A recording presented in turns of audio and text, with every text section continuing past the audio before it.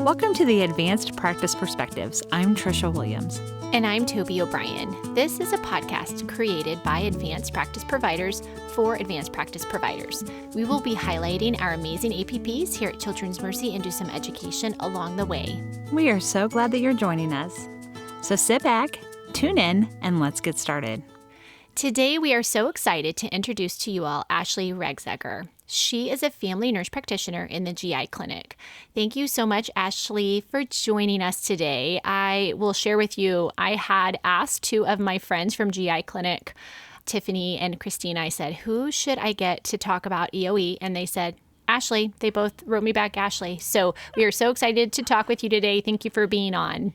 Oh, thank you so much for inviting me to be on the podcast. I've been looking forward to it, and I do enjoy talking about EoE, so I think this will be really fun. Yeah, we are so excited to have you. So welcome on to the podcast, Ashley.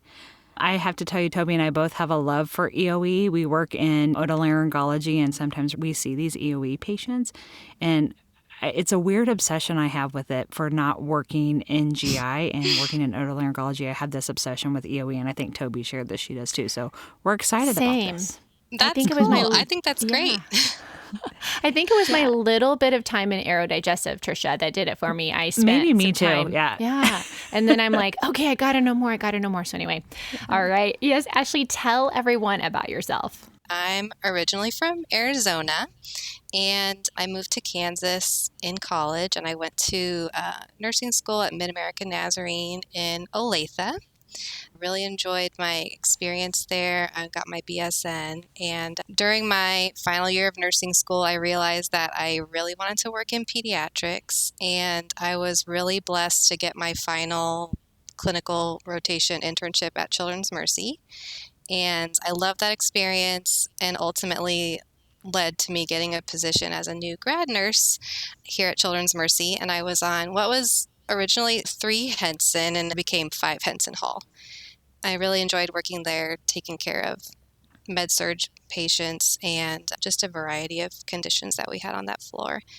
And then I went back to school at UMKC, and I got my MSN as a family nurse practitioner. And at that time, I truly didn't know where I was going to go with that degree. There was a need in the GI department, particularly a need for a nurse practitioner to work with the EoE program. And at that time, to be honest, I didn't know a lot about EoE. A lot of people don't. But I'm really thankful that I was led in that direction, because I've just really come to love these patients. I love my patient population and really love the team of people in GI, the providers. It's been a great career for me so far. So outside of work, I have 3 little ones at home that definitely keep me busy. We have a 4-year-old, a 3-year-old, and an 11-month-old. Lots of activity, lots of noise at our house, but they're truly such a blessing and so much fun at this age. So that's what's going on outside of work. Wow. Tell us more about the GI clinic. I know that was your first role as an advanced practice provider. So, give us a lowdown about GI, which is gastrointestinal, for those that don't know the lingo. How many APPs are there? Do you guys each function in different clinics? Kind of tell us the lowdown. GI is GI and liver care altogether. We have, I think, a really fantastic group of nurse practitioners. We have 3 APRNs that work on the inpatient side, taking care of kiddos in the hospital, and we have 14 APRNs that work in the clinic. And we do have subspecialty roles within our department. For example, there is the liver team. There's what we call the BRIC clinic, which is our functional constipation program. We have the feeding team, which is a wonderful, multidisciplinary team. We have EoE, motility, IBD, and then we have intestinal rehab. So it's a pretty big group, and the advanced practice providers are a wonderful team. There's lots of communication, between the nurse practitioners, and just lots of support, which I really appreciate. Absolutely. It is nice to work with a large group and have everyone support each other. That is how we are in the ENT clinic as well. So tell us more about your specific role within GI. I primarily work with our EoE patients. Together with my physician partner, we take care of the majority of the patients with EoE within GI. I see patients when they're newly diagnosed with EoE, and at those types of visits, I'll sit down with the family in clinic and we'll discuss the diagnosis, what it means, what are the treatment options, coming up with a plan of care for them, and then following patients up in clinic. Because EoE is a lifelong condition, they do need long-term care and follow-up and adjusting of their treatment plans. So I enjoy that aspect of being able to see my patients back over time and kind of help them through this. I'm also part of the BRIC clinic, so seeing kiddos with functional constipation and caprices. That's a really terrific program because that's a really difficult problem for those kiddos, and just again having time to sit down with them and talk about what's going on and really take the time to work with them through that. And I also just see a variety of general GI conditions in the clinic, which I really enjoy. So my role is just primarily outpatient clinic. Sounds like you do a lot of different things. But since Toby and I have this infatuation for EoE, which stands for, I'm going to try to say it correctly, eosinophilic esophagitis. It has such a fun name. There's a reason we shorten it to EoE. But it makes us sound very smart, right? Eosinophilic esophagitis. Can you give us a better understanding on kind of what's going on with children with EoE, some educational tidbits for our learners, those types of things? EoE is a chronic condition. It's an inflammatory/allergic disease that is characterized by esophageal dysfunction, and that can present in a variety of different ways. It is related to a reaction to food proteins, which causes increased eosinophils in the esophagus. The eosinophils release their inflammatory chemicals, and then you get ongoing inflammation. And with time, as that inflammation goes on, you can get fibrosis in the esophagus, which is sort of like a thickening of the tissue in the lining of the esophagus, or kind of like you think of scar tissue, which can lead to narrowing and eventually strictures.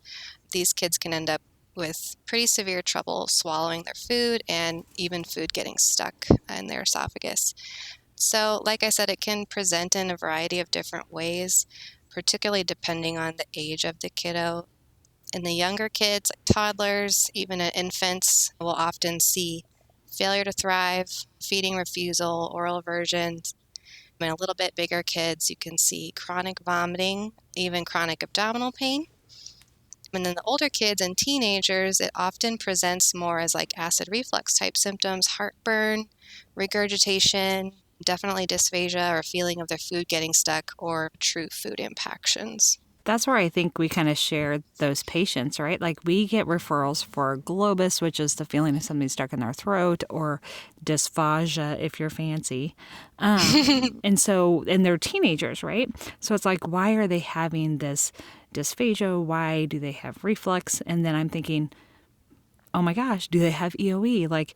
And I also heard a theory that it's like white males are more statistically, susceptible to this. Is that correct?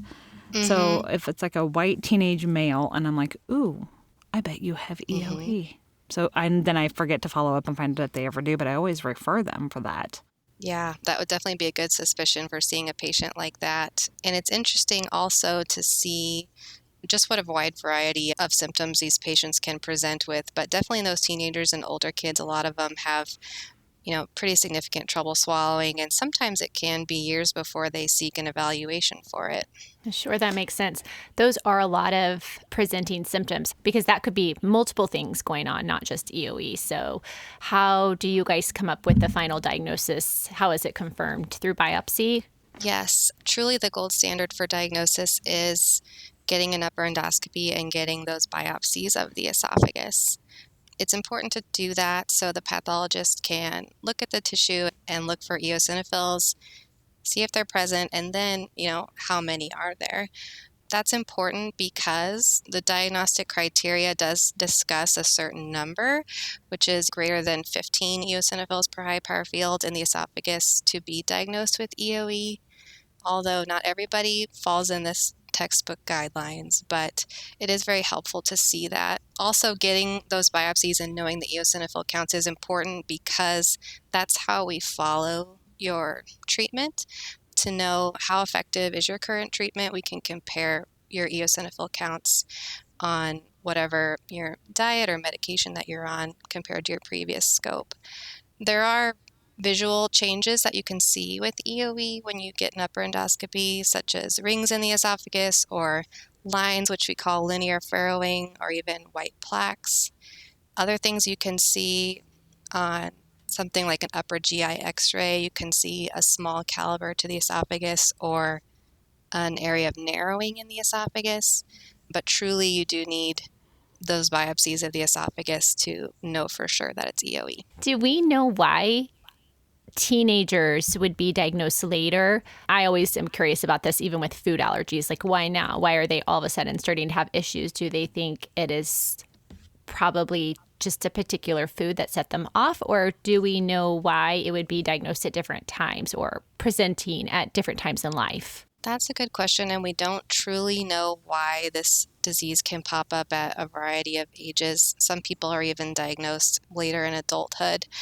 There's definitely a lot of research being done on the genetics behind EoE, a person's genetic potential for it, and what might trigger it to develop at different points. But as for right now, we don't truly know why it may pop up later for one child compared to another who's presenting with it at only 12 months old, for example. Interesting. I didn't even think about a genetic component that could play a part in it, but that makes total sense. That's fascinating. Yeah, there definitely is a genetic component to it. There's often a family history. Very often I'll hear patients say, well, I have a grandparent or a parent who's always had trouble swallowing and has had to go to the emergency room a couple times because they were eating steak and developed a food impaction, but they've never gotten a diagnosis. Very frequently, our patients will have a positive family history, not always. But. You know how we heard about like the allergic march when we were in school, and about how you have reactive airway as an infant, and then you have allergies and you have asthma. Do you think that allergic march plays a part in if you're going to get diagnosed with EoE in the future? We do think that can definitely be a part of it. That's come up more discussion recently as well, because more recently we're seeing patients who have developed EoE after they've started oral immunotherapy, say for a food allergy like peanuts or tree nuts. And that's been a really interesting thing to think about. Was this caused by this oral immunotherapy, or was this just part of the atopic march that they have food allergies they've developed, and naturally their next step was going to be that they were going to develop EoE? And a lot of that we can't really say for sure. What is the treatment options for these kiddos? When we see a child who's been diagnosed with EoE, really the first decision is, are they going to be treated with diet or are they going to be treated with medications? And this is a conversation that we need to have with the patient and with the parents, because there's a lot of factors that play into this. I really believe in shared decision making, so I like to see my role as providing information to the families and options and discussing pros and cons. And I really want the patient and the family to decide what treatment option is going to work best for them, and also what's going to work best for them at their current stage in life. So starting with elimination diets, that's usually what people think of when they think of EoE. There's several benefits to using elimination diets. If you can successfully figure out what your trigger food or foods are, you can keep your EoE in remission going forward in life, and you potentially might not need medications long term, which is great and can potentially avoid medication side effects. But there are difficulties with elimination diets. We currently don't have a very accurate test to help patients identify what foods they're reacting to. So we have to use some educated guesswork based on studies that have been done for EoE showing what the most common foods are. And we use that information to help the patients start their elimination diet because we feel like it'll give them the best odds of figuring out their trigger foods. It does require frequent endoscopies up front because we do need to repeat an EGD after eliminating foods and then after reintroducing foods to evaluate what's working and what isn't. Another barrier with diets is they can be expensive. As a lot of us see when you're grocery shopping, specialty foods like gluten-free, dairy-free, egg-free are a lot more expensive than what you would say the standard product would be. So that can be a barrier to care for some families. It makes me think about what we're going through now in this pandemic in the current times, and there's a ton of food insecurities and things like that. Have you seen an increased number of like acute exacerbation of symptoms over this time due to food insecurities and kiddos not being able to stay away from their trigger foods? I have seen some kids who have developed some, I would say, worsening anxiety. Kids who have EoE and are on a very extensive elimination diet. During the pandemic, it's been harder for their family to obtain all those specialty foods. And those children are feeling more concerned about how much access they're going to have to their safe foods. And I've also seen some families opt to change their child's EoE treatment during the pandemic because of that same reason. It's harder for them to be able to afford or get access to all their specialty foods. So during that time, they've opted to change their child to utilizing medications as their primary treatment. So it definitely has affected these families. Because insurance would pay for the medication, but not the diet. Yep. Wow. Mm-hmm. Wow. Yeah, and we do often refer our patients to the Food Equality Initiative. They are a really wonderful local organization that helps families, specifically with the financial burden of having food allergies. If you look them up, they have wonderful resources on their website. And then another thing to take into mind with elimination diets are just the social and emotional concerns for kids. Food is a very social thing. And it can be really difficult, depending on the age and the personality of the child, to not be able to eat the same thing that their peers are eating, or not be able to have a slice of the cake at the birthday party that they're going to. So all these factors we have to keep in mind when deciding on a treatment plan for the kiddo. I do have one additional question because, my infatuation with this. I think every patient that I have that comes in with dysphagia has EoE. However, with saying that, what is the actual prevalence of EoE? I mean, just a ballpark if you don't have the exact numbers off the top of my head. Because, we have a couple of diagnoses in ENT that everybody's like, oh, it's this. And we're like, man, that's really like 0.3% of the population or 3% of the population. Is EoE common, uncommon? What we've learned, again, this is not super recent, that the prevalence is approximately 1 in 10,000. But again, that number was given in papers that were published about EoE in 2003, again in 2007 and 2011. They do feel like it's increasing in the population, but again, is it truly increasing or is it just becoming more recognized? Is there better awareness of the disease and we're better able to give it a name rather than, my parents always had trouble swallowing or not truly identifying it in the past. It's truly sort of a newer disease and wasn't really completely identified until the 1990s. And then, as I said, a lot of the diagnostic papers were published in the early 2000s and then in 2011. And then even fairly recently in 2018, our diagnostic guidelines changed pretty significantly. The way we diagnose EoE is evolving and the treatment options are also evolving. There's a lot of research being done on better ways that we can diagnose and monitor EoE rather than having kids go through an EGD with sedation 3-4 times a year. Mm-hmm. There's a lot of cost and some risk associated with that. So again, there's a lot of research being done, and I'm hoping that there's going to be more cost-effective and less risk associated with different tests and ways to monitor this in the future, and also more treatment options. That's fantastic. So it sounds like it is uncommon, but maybe not. We don't know. Stay tuned for the research. Thank you so much for sharing your expertise on all of this EoE topic. We really appreciate it, and it has filled that sort of need to know for Trisha and I. So thanks for doing that. We like to end each podcast, especially in 2021, on the same question. So we want to know if you could go back to when you graduated as a nurse practitioner. So 1 year after that, what advice would you give yourself now that you're so many years out? What would you go back and tell your young self? I feel like maybe other people have had a similar response, but the more I thought about this question, I think the best advice I could give to myself is just to continue to ask a lot of questions. I feel like the physicians and the nurse practitioners in our department all come from a variety of backgrounds and trainings and experiences with all these different types of patients.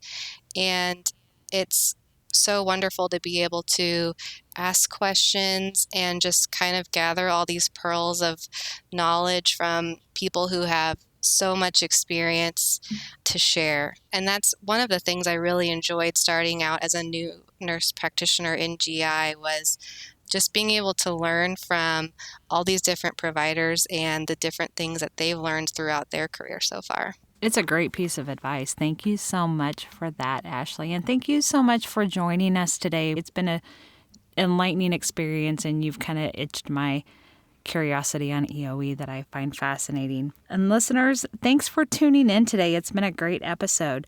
Our next episode will feature Kelly Trowbridge, a social worker, and Dr. Jennifer Bickle, where we will be chatting with them about professional well-being. So stay tuned for that episode. Yes, and if you have a topic that you would like to hear about, or if you would be interested in joining us to be a guest, we would love to have you. So email us at tdobrien@cmh.edu or twilliams@cmh.edu. And once again, thank you so much to Ashley, and thank you to the listeners for listening to Advanced Practice Perspectives podcast.